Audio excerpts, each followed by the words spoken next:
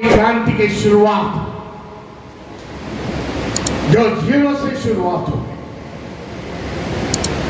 Zero से शुरुआत होते होते आज 60 सालों में हम लोग आज शिखर पर पहुंच गए। कई लोग मुझे यहां मिले, बड़े अधिकारी मिले। मैं समझता हूं शिखर तक समाज पहुंच गया, बाबा साहब के क्रांति के वजह से पहुंच गया।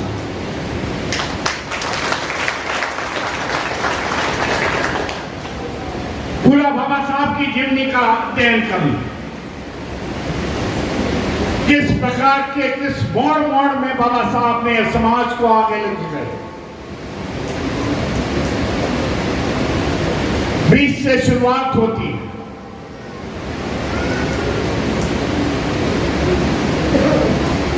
और 14 अक्टूबर 1956 में आजीवनी के आखिरी क्रांति करते हैं।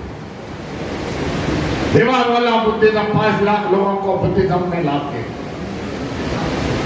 ये बाबा साहब को देखा जाए तो स्टेप स्टेप में समाज में बदलाव लाने की कोशिश। फिर बाहर का सत्याग्रह है, काला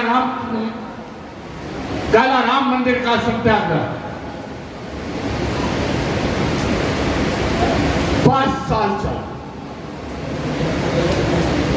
बाबा साहब को इतनी दिलचस्पी नहीं थी इस कालाराम सत्याग्रह की। कई लोगों ने बाबा साहब को पूछा, लेकिन बाबा साहब उसमें नहीं थे। कालाराम सत्याग्रह बाबा साहब ने शुरुआत की, लेकिन उसके बाद बाबा साहब कभी गए नहीं। तो बाबा साहब के सहकारी थे दादा साहेब गायकवाड़ का, काफी बड़ा नेता था महाराष्ट्र का। उन्होंने 5 साल सत्याग्रह चलाया। बाबा साहब एक दफे इंटरव्यू देते समय बताया, कालाराम मंदिर के यहां बाबा साहब को चोट लगी थी, पथराव आया था। तब पथराव के बाद बाबा साहब कहते हैं पत्रकारों को, मंदिर के प्रवेश से देवता जो अंदर बैठी हुई है वो मेरे समाज के प्रश्न नहीं छोड़ सकते हैं, मैं जानता हूं, लेकिन मेरे समता मुझे चाहिए। हमें हिंदू कहते हैं तो हमें भी हक है, अधिकार है मंदिर में जाने का। ये बाबा साहब की सोच। उसके बाद रिपब्लिक बाबा साहब ने शेड्यूल कास्ट फेडरेशन कॉलेज की निर्मिति, इस प्रकार से समाज को टप्पे टप्पे से बदलाव लाया। आज समाज आगे निकल गया, लेकिन बाबा साहब ने काफी धोखे आपके सामने रखे हुए। धोखे ये है, बाबा साहब की एक किताब है, वो पढ़ लो, revolution anti revolution in India. उस पर बाबा साहब लिखते हैं, जब क्रांति होती है तब प्रतिक्रांति होती है। क्रांति के दबाने के लिए प्रतिक्रांति होती है। बाबा साहब ने खाली धोखा नहीं बताया, उस बुक में बाबा साहब ने लिखा हुआ कि प्रतिक्रांति कैसे पीछे ढकल सकते हो, ये बाबा साहब ने उस बुक में लिखाया। इसके लिए संगठन बाबा साहब यूज करते हैं, संघ की ताकत क्या हो सकती है। आज मैं देख रहा हूं 2014 से देश में प्रतिक्रांति की शुरुआत, जो देश में बदलाव आ गया, राजनीति का बदलाव आ गया। जो राजनीति का बदलाव वाले लोग को आज केंद्र में बैठे हैं, स्टेट में बैठे हैं, कौन लोग, क्या पेशा है,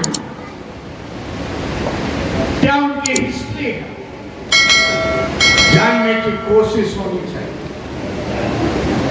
ये जो विचारधारा के लोग हैं, जब बाबा साहब जिंदा थे, जब बाबा साहब क्रांति कर रहे थे, समाज को आगे लेके जा रहे थे, तब यही विचारधारा के लोग, इनके पुरखे लोग, बाबा साहब को विरोध करने वाले, बाबा साहब को क्रांति को दबाने वाले लोग आज देश में राज कर, तो कैसे जाने देंगे आपको आगे?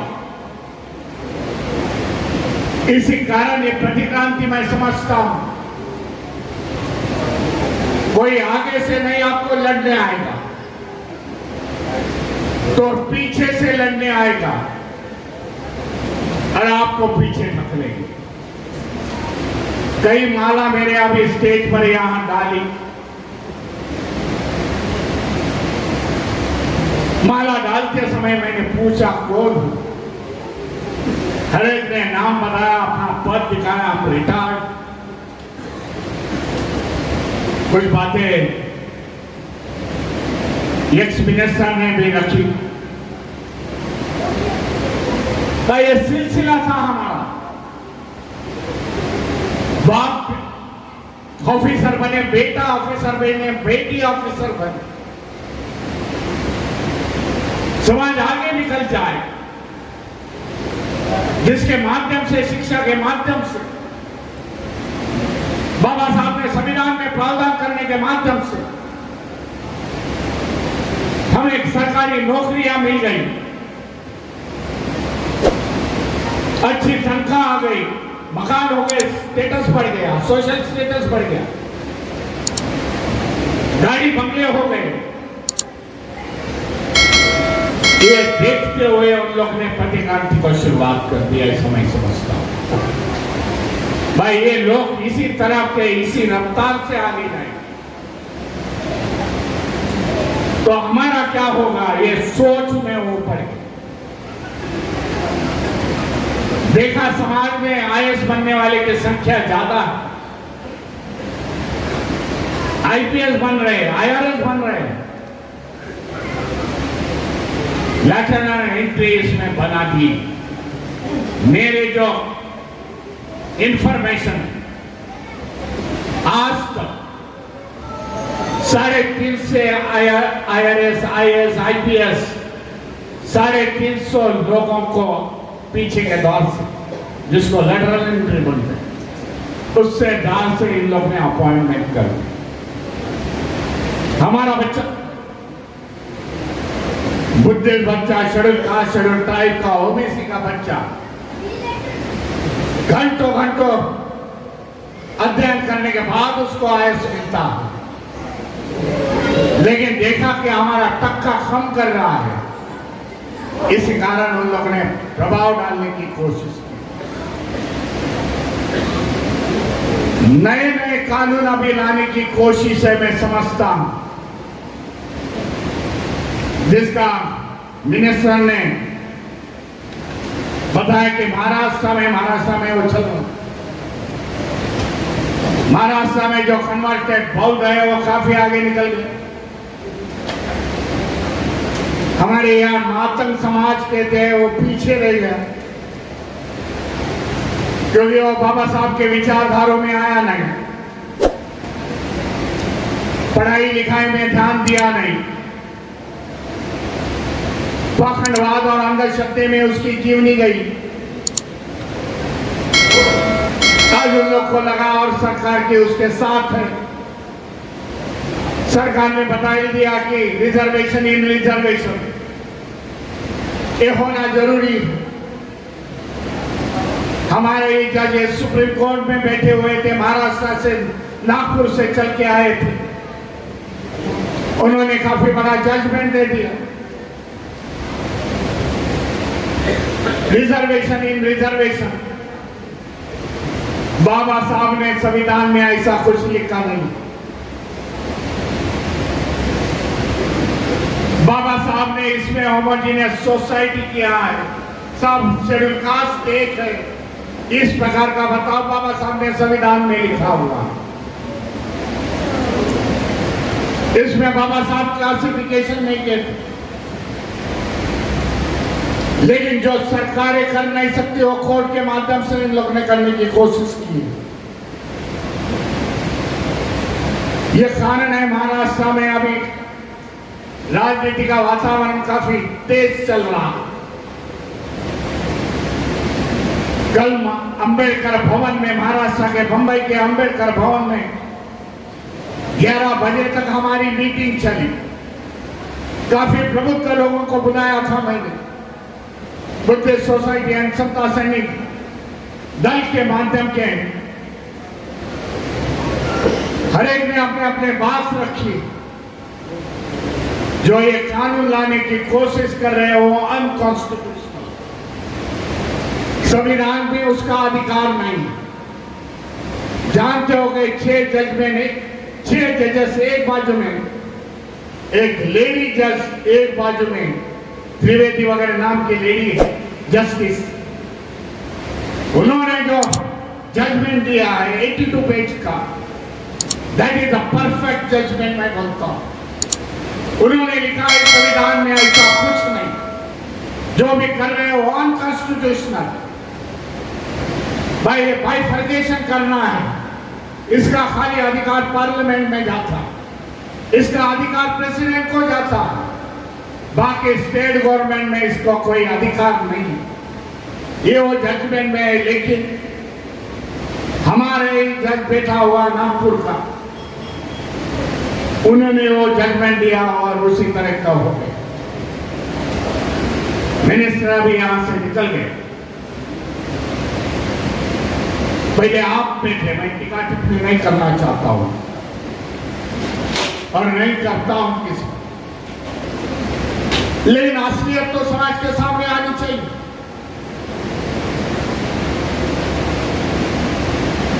ये रिजर्वेशन, रिजर्वेशन वर्गीकरण जिसको बोल सकते हो हिंदी में, पहला स्टेट है कर्नाटक, जहां कांग्रेस की सरकार, हम लोगों ने विरोध किया। भाई कांग्रेस की सरकार 2024 में हम लोग ने पूरे शेड्यूल कास्ट के लोगों ने, अंबेडकरवादी लोगों ने, बहुजन महापुरुषों को मानने वाले लोगों ने, हम लोगों ने वोटिंग करके इंडिया गठबंधन को जिताया। वही कर्नाटक में रिजर्वेशन 2 लाख का मोर्चा निकला, तब कांग्रेस सरकार वहां के चुपचाप गए। इसके लिए बाबा साहब एक दफे बोल के गए थे, भाई तुम्हारी समस्या तुम्हारे को सॉल्व करनी पड़ेगी, दूसरा सॉल्व करने के लिए कोई आएगा नहीं। ये बाबा साहब ने कहा होगा। इसके लिए हमें लगता है हमारे नेताओं को ये नहीं तो इधर जाओ, अरे खुद के ताकत पर खड़े रहने की कोशिश करो। हमारी ताकत ज्यादा है, लेकिन हम लोग आज भूल गए हमारी ताकत कितनी है। इसके लिए आने वाले समय में हमें देखना पड़ेगा हमारे जो संगठन बाबा साहब ने निर्माण किए हुए हैं, वो संगठन आगे लेके जाने की कोशिश होनी चाहिए। देश में रहना है तो लड़ना पड़ेगा, लड़के ही मिलेंगे। बाबा साहब फिर से कहते हैं, कोई देने वाला ये देश में अपने के लिए नहीं है तो लड़के लेना पड़ेगा। इसके लिए हमारे पास उदाहरण है, इसके लिए हमारे पास उदाहरण है। भीमा कोरेगांव का उदाहरण,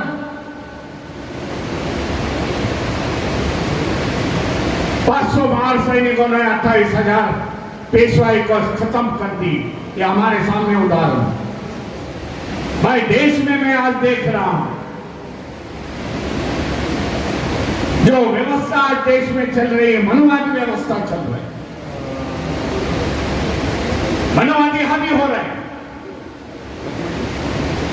लेकिन विरोध करने वाला ये डॉक्टर बाबा साहेब अम्बेडकर का अनुयायी है। ये भी सोच लो, हम लोग ने किसी के सामने सरेंडर बाबा साहब ने होने को बताया नहीं, भले संख्या से कम है, लेकिन ये बात को हम लोग विरोध करते हैं। मैं समझता हूं आने वाले समय में जो प्रमुख लोग आज यहां बैठे हुए, इस सभागृह में बैठे हुए, जब अधिकारी का बच्चा कॉन्ट्रैक्ट बेस्ड सिस्टम में जाएगा तब मैं समझता हूं कि समाज की अधोगति की शुरुआत। सरकारी कंपनियां सब बेच डाली है, रिजर्वेशन नहीं है। नया कानून, एजुकेशन कानून लाया गया, मुझे ताजुब लगता है उस पर कोई बात नहीं। बड़ा खतरनाक कानून है। जब पूरा देश कोविड में था, 2 दिन के लिए पार्लियामेंट खोला के उसको पास कर दिया और प्रेसिडेंट कोविंद ने दूसरे दिन साइन कर दिया। क्या प्रावधान। मैं अभी उत्तर प्रदेश में था तो मेरे को बताया 27,000 स्कूलें उन लोगों ने बंद कर दी। लेकिन कुछ आंदोलन विंदोलन हो गया, सपा से अपने संगठन के लोगों ने 8,000 स्कूल फिर से शुरुआत कर। महाराष्ट्र में 64,000 स्कूल बंद करने का इरादा है, लेकिन हम लोग सत्ते में नहीं है। उत्तर भारतीय मैंने बार बार बोलते हैं हम लोग 4 बार सत्ते में आए, बोलो क्या परिवर्तन है। उधर हम लोग सत्ते में नहीं, लेकिन दबाव, मसल पावर है हमारे पास, झुकाने की ताकत है।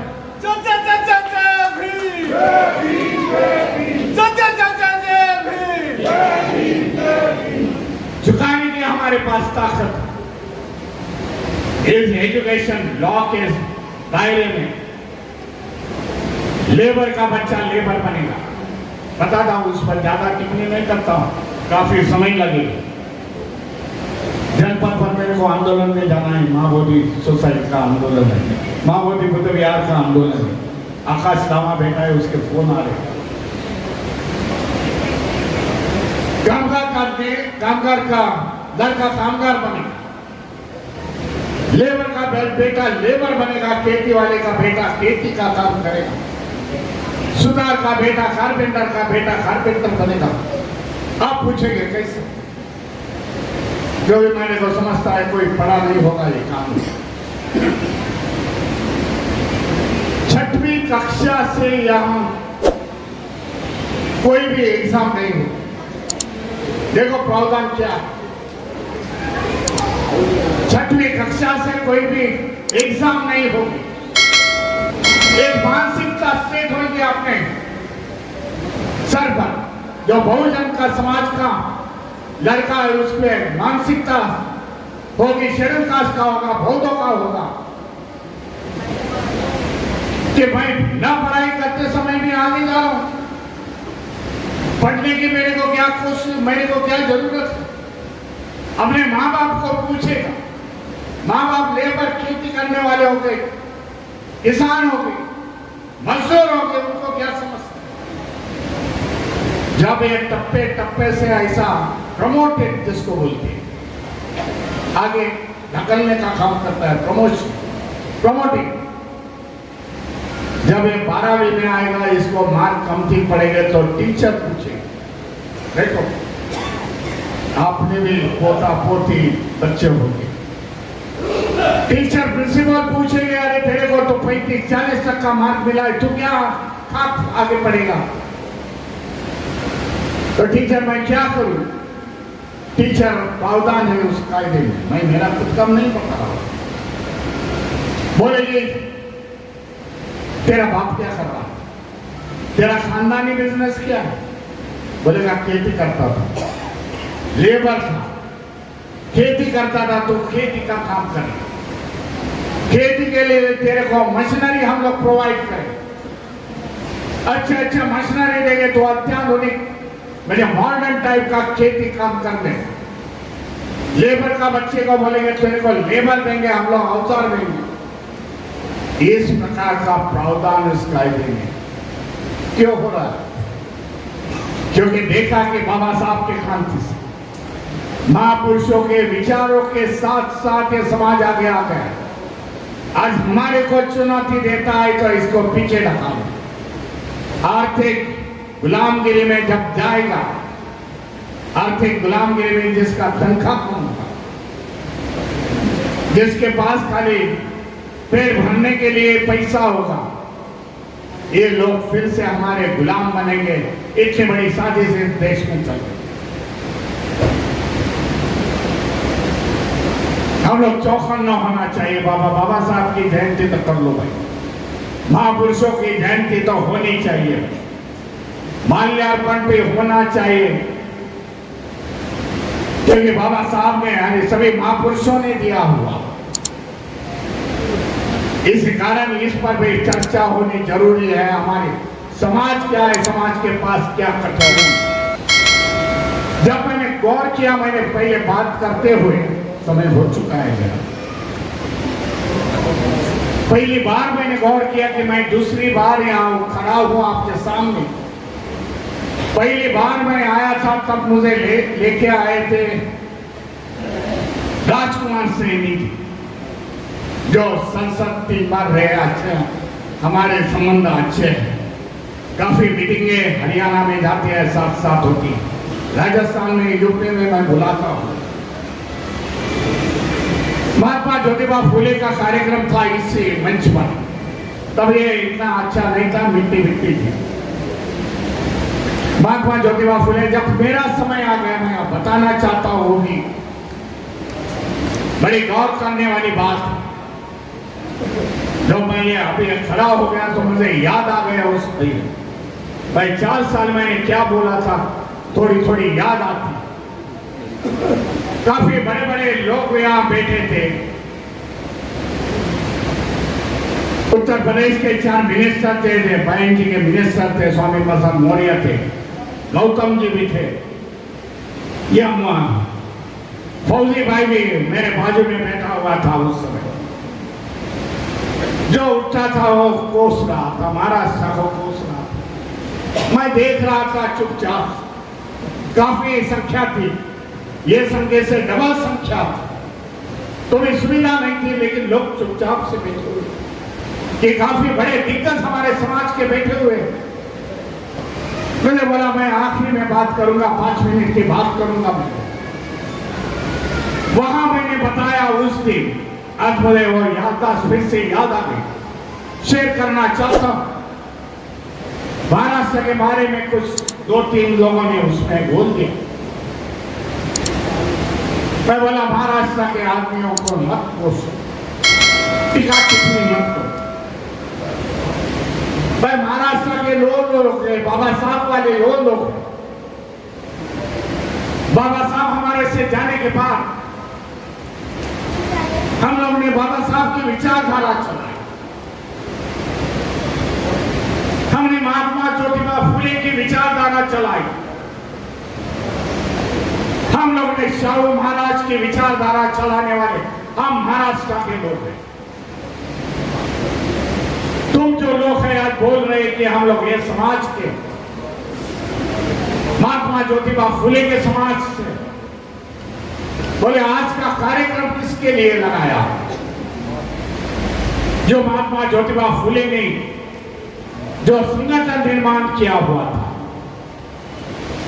जिसको 150 साल हो गए, सत्यशोधक समाज, जानते हैं क्या?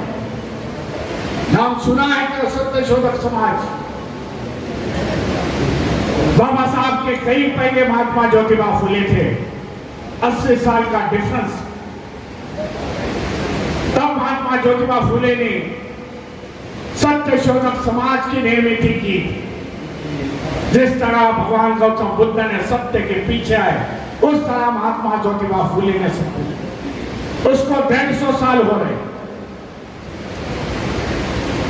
और कल की भी बोले 2-4 साल में 100 साल हो जाएंगे। 2-4 साल में 100 साल हो गया, अभी 100 साल हो गए उनको। 100 और संगठन पूरे देश भर में फैली हुई है। कौन जिम्मेदार है उसको? भाई हम ही जिम्मेदार हैं, क्योंकि महात्मा ज्योतिबा फूले की विचारधारा हम लोग ने लोगों के साथ लेके नहीं गए।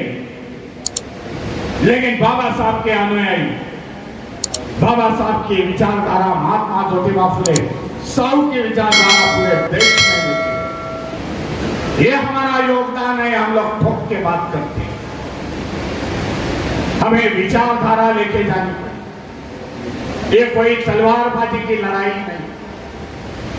आज लड़ाई करनी है तो विचारों की लड़ाई करनी पड़ेगी। विचारों के हमारे जो है सामने वाले लोग हैं उसको हम लोग को डिफीट करना पड़ेगा, क्योंकि बहुजन के महापुरुष ज्यादा है, उन लोग के पास कोई महापुरुष नहीं। इसके लिए एक उदाहरण देता हूं और मैं वाणी को विराम देता हूं। काफी समय से मैं बात कर रहा हूं, 1 घंटा हो गया। एक उदाहरण देना चाहता हूं। कार्ल मार्क्स का नाम सुना होगा। कार्ल मार्क्स थ्योरी पढ़ी होगी आप सभी ने। जो बाबा साहब ने बाद में कार्ल मार्क्स का भी खंडन किया।